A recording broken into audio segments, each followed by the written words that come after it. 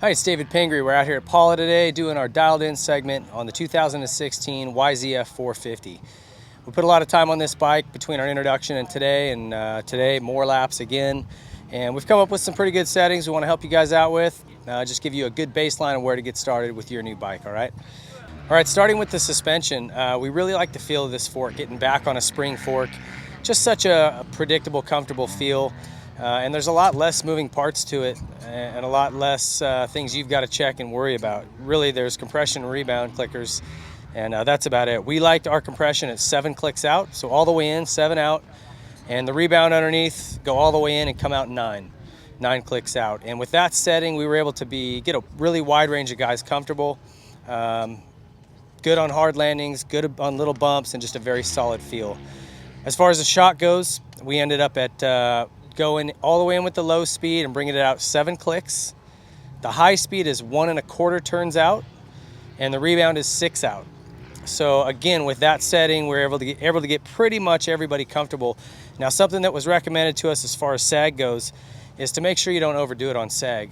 Typically, sag numbers go anywhere from 100 to 105, and in the past, sometimes even 108, 110. So Yamaha has done some things to really balance this bike out so that you don't have to use that high in numbers anymore. So they're recommending now anywhere between 95 and 100 millimeters of sag, and not really going past that.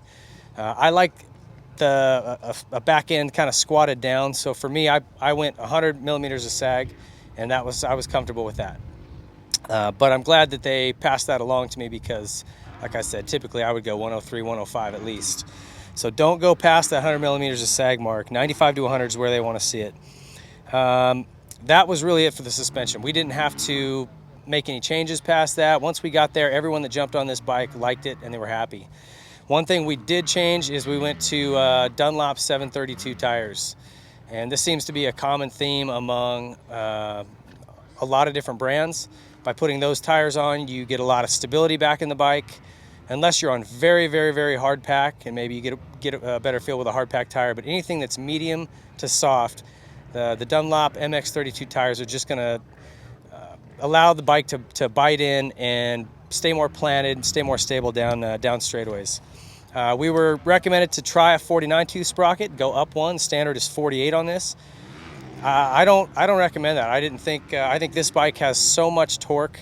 You don't need that extra tooth. That's just my own personal opinion. Again, that was something that came from Yamaha teams. They suggested maybe trying that, but I think the stock gearing is perfect. I wouldn't touch it. This bike, I would suggest lugging this motorcycle. It's got so much torque that you can run taller gears everywhere, and it'll actually make it a lot easier for you. Leave your clutch alone, let the engine do the work.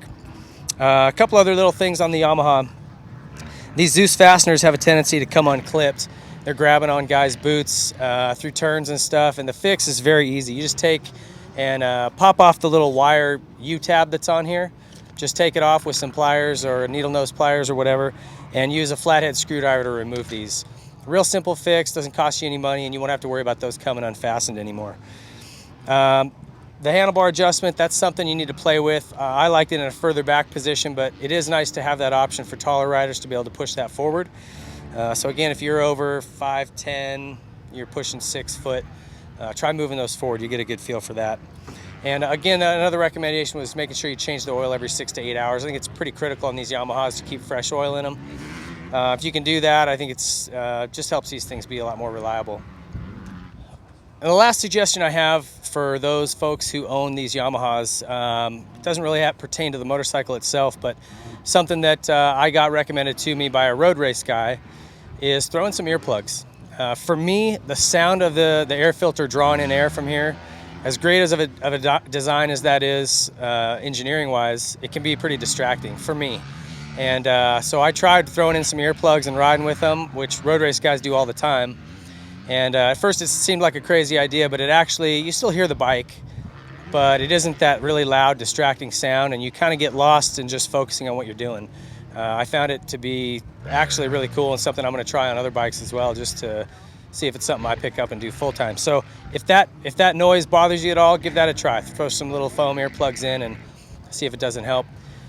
Past that, this bike is awesome. We had a lot of fun riding it. Thank you to Yamaha. Thanks to all the teams that helped us with some suggestions and settings. and we hope that we help get your 2016 YZ450 dialed in.